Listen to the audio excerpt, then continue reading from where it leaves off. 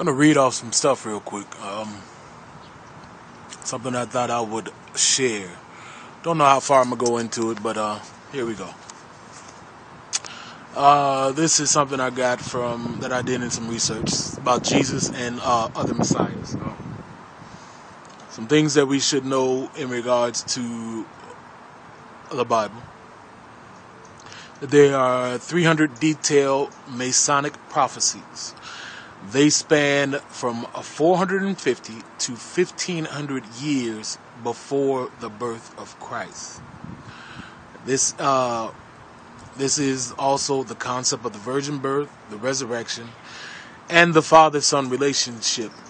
All of this proceed, or these prophecies are before most figures, most other Masonic figures that everyone likes to bring up, as far as the Bible stole ideas from all these other people.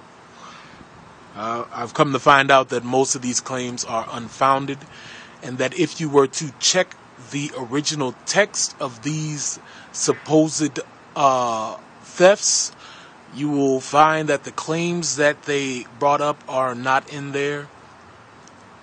Pretty much they don't exist, but this has come with checking.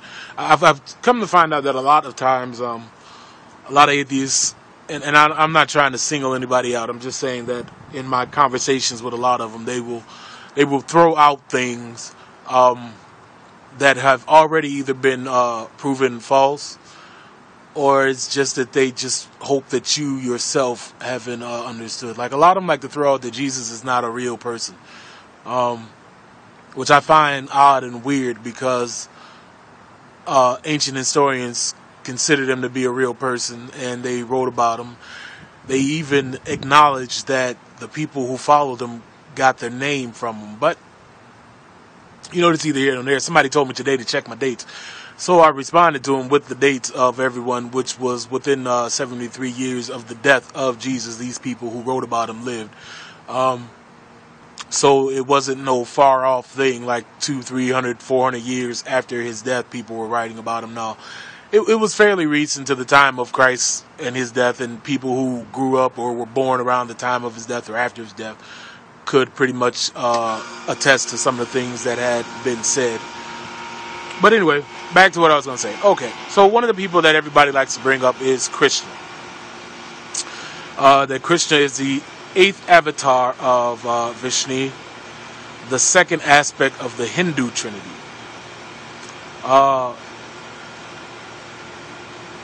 What is this? It says almost every correlation between Krishna and Jesus can be traced to, I think, it's a person named Percy Graves, a 19th century author. And it's his research, I guess, has been proven to be false and poorly researched. But let's get into some of the things about Krishna.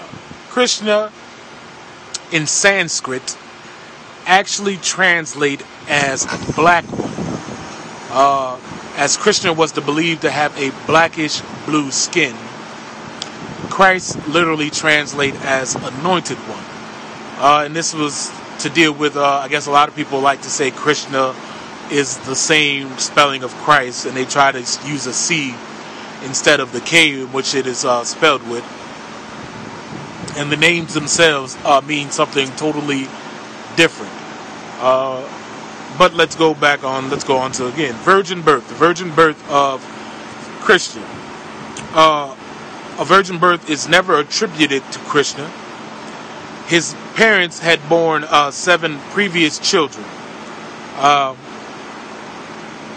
And the virgin birth was never invented by Christians, seeing how Isaiah, which was written in 700 BC, spoke of the Messiah born of a virgin. So this prophecy was in circulation 700 years before Jesus, and at least 100 years before Krishna. So it's safe to say that the Israelites prophesied the virgin birth way before Krishna ever came on the scene.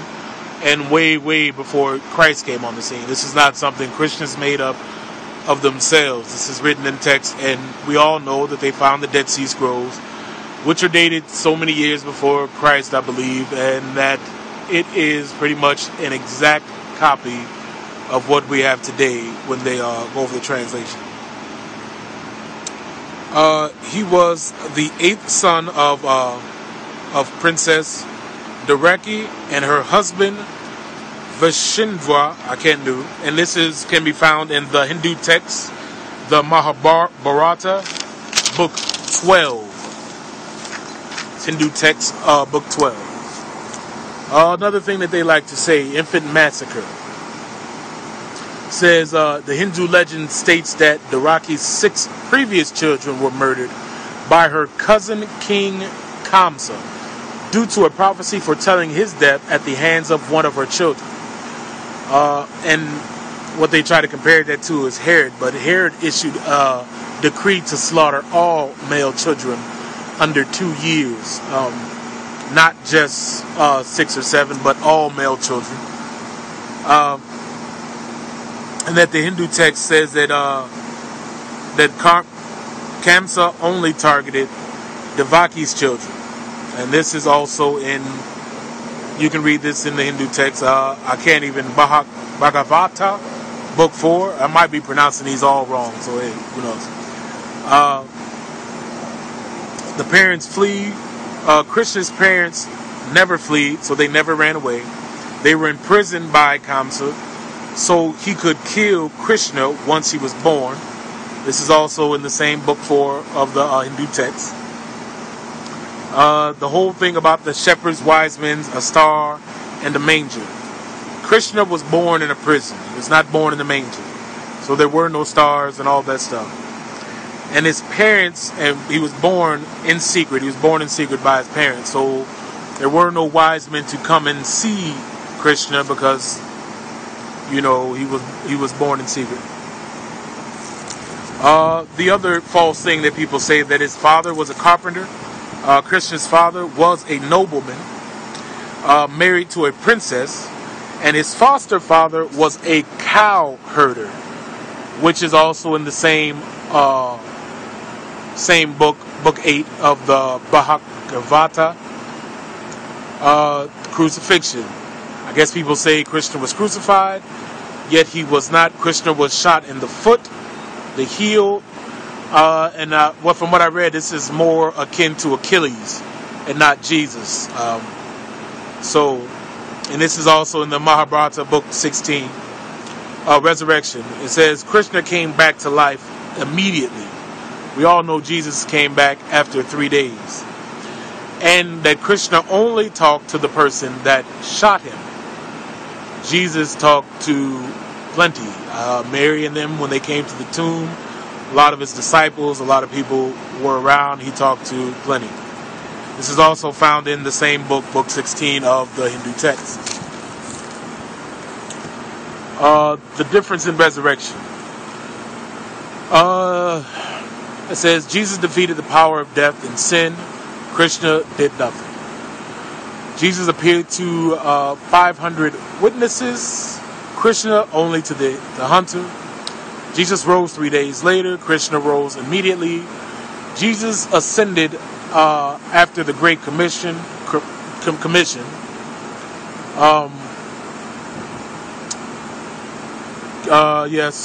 Krishna ascended immediately afterwards.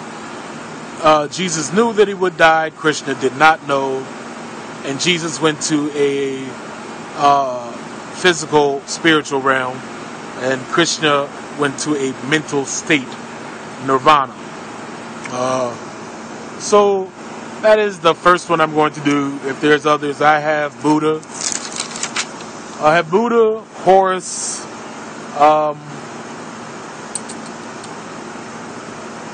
another person named Zoroastrites.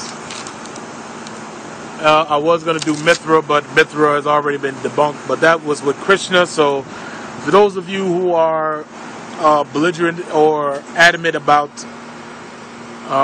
Christianity stole things from the Hindu text, you are completely wrong and false. And I will also show you that when it comes to Buddha also, you have to take in mind that a lot of things about Buddha was written after Christ had appeared on the scene and had gone. But that's all I'll do right now is Krishna. And maybe I'll do some others. If anybody else wants to know about the Buddha and all that stuff, just let me know. Praise him.